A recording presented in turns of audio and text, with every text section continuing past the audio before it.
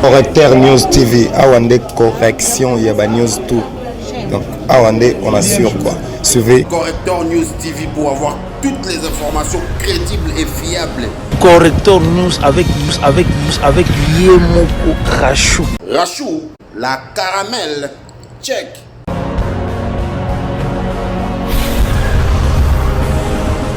Le président de la haute cour militaire, mon colonel, la police d'audience est rangée pour vous rendre les honneurs et vous présenter le prévenu qui comparaissent à l'audience de ce jour.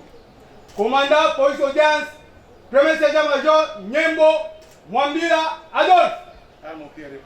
À vos ordres.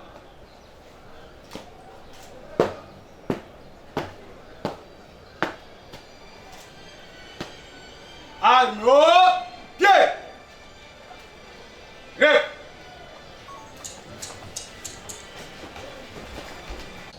Mais l'instruction de cette cause à charge des prévenus a révélé que le double assassinat avait été planifié, prémédité et perpétré par l'inspecteur général de la police, John Numbi, avec le concours du commandant du bataillon Simba, un bataillon qui était à sa solde comme une milice.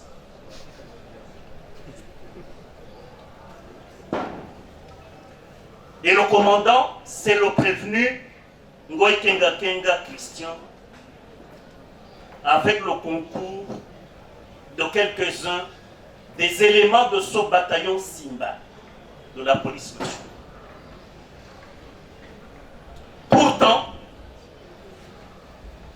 la Constitution de la République, en son article 182, dit clairement que la police nationale est chargée de la sécurité publique, de la sécurité des personnes et de leurs biens, du maintien et du rétablissement de l'ordre public ainsi que de la protection rapprochée des hautes autorités.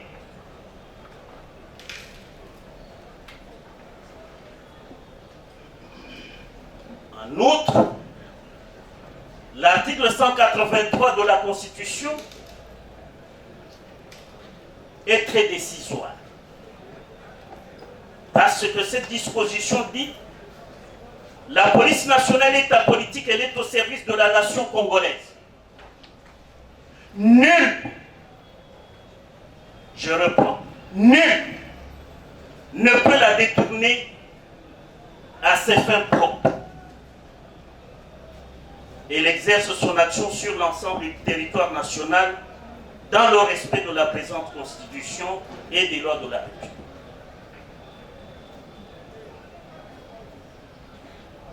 Monsieur le Président, Monsieur de la Cour, Monsieur l'auditeur général,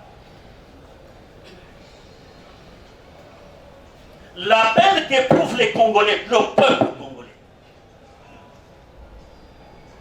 c'est que même l'armée, à travers le général Djadidi, a été associée à ce double assassinat. Pourquoi? Parce que c'est lui qui a converti sa parcelle en un cimetière où devait être creusé le tombeau qui aurait enseveli jusqu'à ce jour Fidel Bassana. Mais que disent les articles 187 alinéa 3 et 188 de la Constitution par rapport à la protection ou à la mission de l'armée dans les conditions fixées par la loi? C'est l'article 187 alinéa 3. Les forces armées participent en temps de paix au développement économique, social et culturel, ainsi qu'à la protection des personnes et de leurs biens. Article 188 Les forces armées sont républicaines. Elles sont au service de la nation toute entière. Nul ne peut, sous peine de haute trahison, les détourner à ses fins propres. Elles sont apolitiques et soumises à l'autorité civile. Monsieur le Président, Monsieur de la Cour, Monsieur l'auditeur général, en rappelant à la Cour les arriérés qui donneraient à ce procès un goût d'inachevé,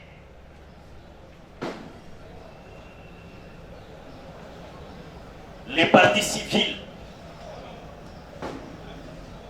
à travers les présents prolégomènes, vont vous développer, vont vous exposer ce que Hannah Arendt, dans son étude totalitarisme et banalité du mal, a nommé le mal extrême. Comment en était-elle arrivée là? Comme vous le savez, en 1961, nous sommes en avril, se tenait ou a été ouvert à Jérusalem le procès d'Adolf Eichmann, un lieutenant-colonel aussi. Un lieutenant-colonel nazi qui tuait, qui massacrait les Juifs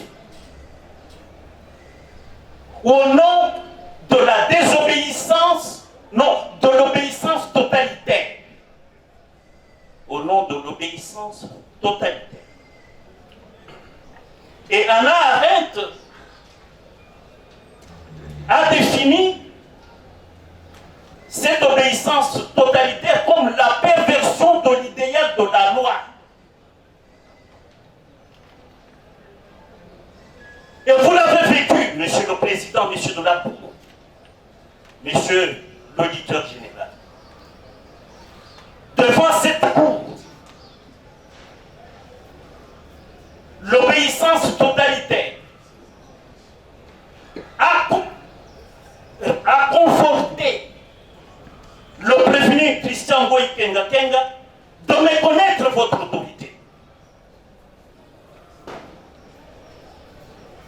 Tout en banalisant le double assassinat. Donc toute question que vous pourriez lui poser sur le double assassinat, il dit qu'il a rendu d'énormes services à la République. La banalité du mal. C'est ça. C'est pour cela, dans ces prélogomènes,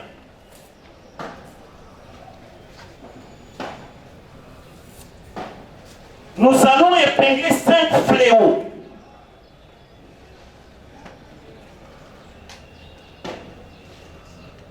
Le premier fléau, c'est la déification de la fonction présidentielle dans ce pays.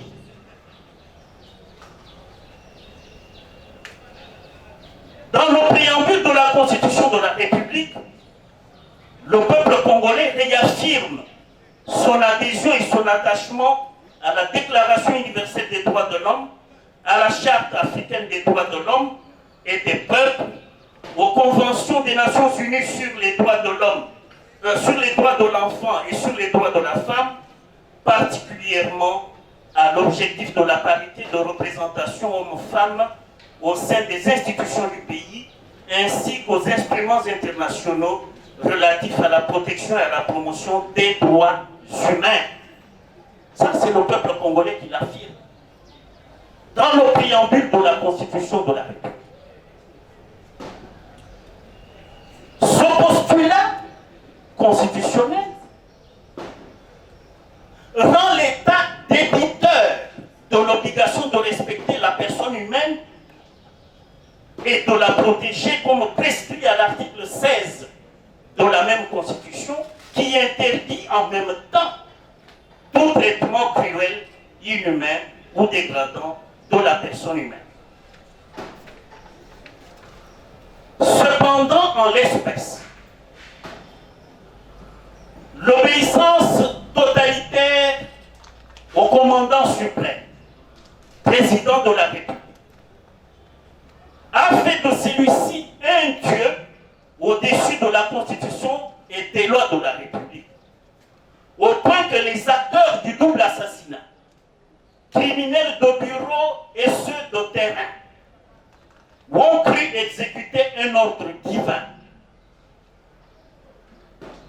Les dépositions de tous les intervenants remontent toutes au général Lumbi, agissant comme la courroie de transmission des directives, instructions, orientations, bref, de la pensée, de la volonté du commandant suprême que fut le président Kabila. Il s'agit donc d'une dérive de la fonction présidentielle qui a réussi à pervertir dans une hybris inexplicable le lieutenant-colonel Ngoy Kenga Kenga jusqu'à désobéir à la haute cour de Séville.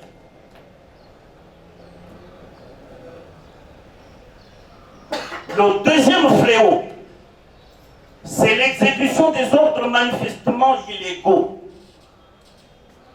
Tandis que l'article 28 de la Constitution de la République dispose « Nul n'est tenu d'exécuter un ordre manifestement illégal. Tout individu, tout agent de l'État est délié du devoir d'obéissance lorsque l'ordre reçu constitue une atteinte manifeste au respect des droits de l'homme et des libertés publiques et des bonnes mœurs. La preuve de l'illégalité manifeste de l'ordre incombe à la personne qui refuse de l'exécuter. Mais les exécutants du double assassinat dans ce procès, tous agents de l'État, payés par le trésor public, après avoir collecté nos impôts, à la police comme à l'armée, ces exécutants disaient, ont au contraire rempli le devoir d'obéissance totalitaire au commandant suprême pour imprimer la peur aux opposants d'une part et en perspective de sa... Ignore que l'audience de ces jours était consacrée aux réquisitoires et plaidoiries de tous les contingents des partis civils. Le ministère public est surpris de voir, au lieu que les partis civils puissent conclure conformément à ce qui a été dit, elles viennent de déposer ce que les partis civils elles-mêmes appellent les prolégomènes. Et là, Monsieur le Président, c'est un autre débat. Un autre débat dans la mesure où nous attendions les conclusions des partis civils.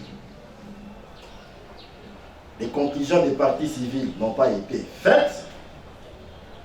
Il sera pratiquement difficile pour l'officier du ministère public de faire son réquisitoire.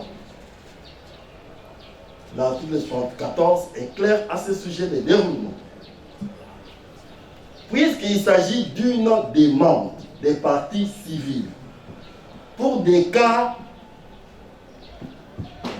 qui n'ont pas été suffisamment exploités par la Cour et dans le, dans le besoin d'un procès équitable, il serait souhaitable, Monsieur le Président, et c'est l'obligation de la Cour de pouvoir recevoir ces prolégomènes et de répondre afin que l'ordre soit revenu dans la maison et que nous puissions, Monsieur le Président, faire nos réquisitoires.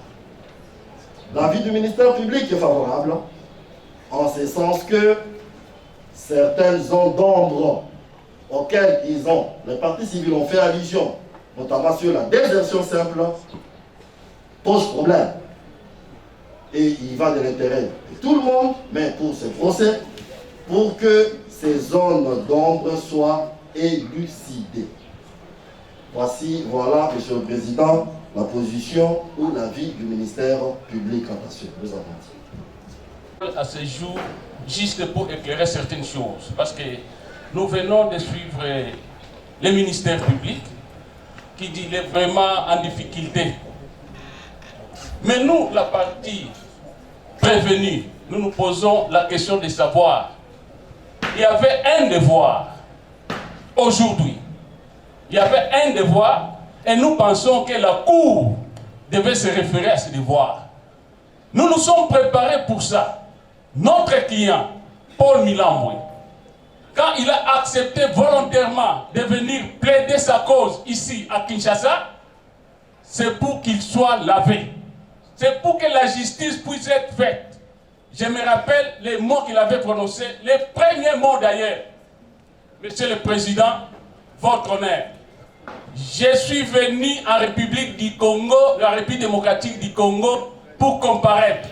Si réellement vous trouvez que non, je suis impliqué de loin ou de près dans ces doubles assassinats, Monsieur le Président, votre honneur, n'hésitez même pas une minute à me condamner. Mais si vous trouvez que non, dans tout ce qui s'était passé, je ne suis impliqué ni de près ni de loin, Monsieur le Président, votre honneur, vous avez l'obligation de m'acquitter. Voilà les mots que Milambwe avait dit. Et je pense que la Cour devait quand même se référer à tout ce qui a été dit. Nous venons de suivre une scène ici de la partie civile. Même nous, la partie prévenue, ça ne nous a pas achanté.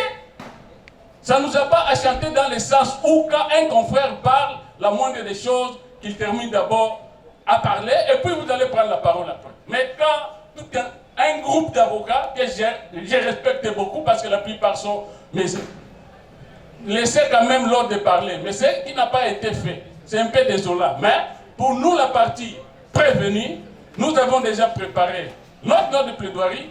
Avec votre autorisation, Monsieur le Président, votre honneur, je peux passer la parole à mon confrère pour vous faire la lecture de ce qui était dit. Le Président, Monsieur de la Haute Cour, Monsieur l'auditeur général,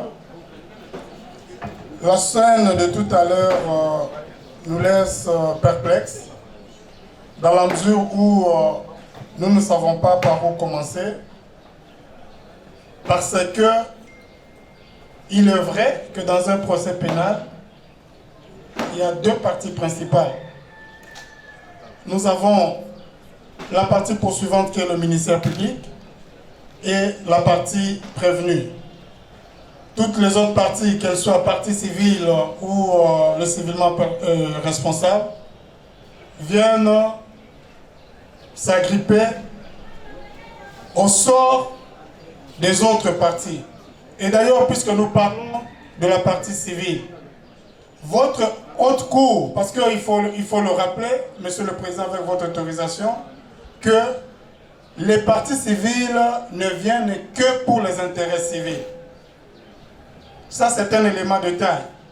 Et que ces intérêts civils peuvent être loués même d'office.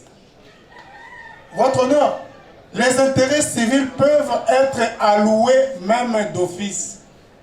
En d'autres termes, la partie civile peut ne pas comparaître, la partie civile peut ne pas plaider, mais s'il est établi les infractions dans le chef de prévenu, un tribunal ou une cour, et en l'occurrence votre haute cour, peut d'autorité allouer de dommages et intérêts. Mais votre honneur, nous sommes écœurés de voir que déjà au sein de la même partie, c'est vrai, nous n'allons pas entrer dans la guerre qui existe au sein de la partie civile, dite civile, mais nous voulons simplement dire une chose, votre honneur, que pour la République, qui est censé répondre de faits reprochés ou qui seraient reprochés aux prévenus, au cas où ils étaient condamnés. Nous pensons que chacun est libre de plaider comme il peut et comme il veut. La plaidoirie, c'est l'instant le plus délicat pour un avocat. Et donc, votre cour ayant instruit pendant des semaines, pendant des mois, cette affaire, en ce moment où vous nous invitez à présenter nos conclusions, j'estime que la cour, à son niveau, a suffisamment les éléments qui pourront utilement lui permettre de prendre un arrêt ou une décision qui puisse, j'allais dire, satisfaire la justice congolaise. Mais vivre des demandes, pratiquement, alors que nous sommes en train de chuter, solliciter des comparutions de X, de Y. Mais, Monsieur le Président, dites-moi, qu'est-ce que la comparution de toutes ces personnes viendrait ajouter sur les postulations de dommages et intérêts? C'est ça la grande question que la République se pose. Qu'est-ce que la comparution de toutes ces personnes, ou j'allais dire, quelle serait l'incidence de la comparution ou non de telle ou telle personne sur les postulations en dommages et intérêts? Humblement, Monsieur le Président, Monsieur de la Haute Cour, Monsieur l'auditeur général, je n'en trouve pas.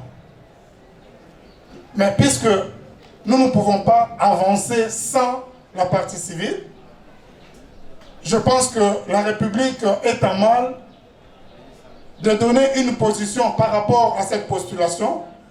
Elle se remet à la sagesse de la Haute Cour, nous avons dit. Qui ont joué un rôle ou un autre dans le double assassinat, on ne sait pas. Mais lorsque nous disons que nous avons besoin d'avoir ces personnes, c'est l'avis du ministère public, pour savoir quelle est la partition de chacun dans ce double assassinat. Pensez-vous qu'avec le passage de ces personnes appelées comme témoins, la vérité ne pourrait pas éclater? Monsieur le Président, nous avons pleinement confiance en la Haute Cour. Si nous commettons, nous et le ministère public, l'erreur d'aller sans l'appel de ces renseignants, les prévenus vont en profiter. Vous ferez une œuvre qui sera cassée demain. Ça, le parti civil vous préviennent déjà. Ils veulent profiter des zones d'ombre pour aller demain en cassation. Et les dommages intérêts, nous n'en avons pas besoin parce que les sangs de Floribert Chebeya et de Fidel Bazana ne sont pas à échanger contre une contrepartie qu'on peut appeler dommages intérêts. La vie humaine n'a pas de prix. Ce qui est arrivé à Floribert Chebeya et à Fidel Bazana, qui pouvait arriver à n'importe qui aurait accompagné Chebeya, peut arriver à n'importe qui, de ma famille, de la famille de Maître Ngomo, et même de votre famille. N'acceptons pas d'avoir un procès, d'avoir une décision qui ne va pas refléter la vérité. Nous avons dit, sous réserve d'être 19 pour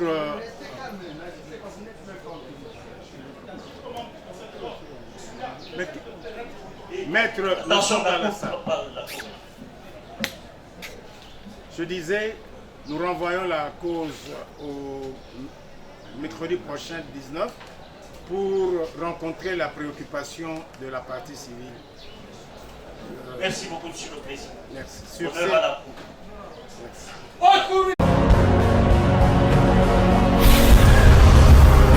Correcteur News TV, Awande correction, il y a news tout. Donc, Awande, on assure quoi. Suivez Correcteur News TV pour avoir toutes les informations crédibles et fiables. Correcteur News avec Yemoko Rachou. Rachou, la caramel, check.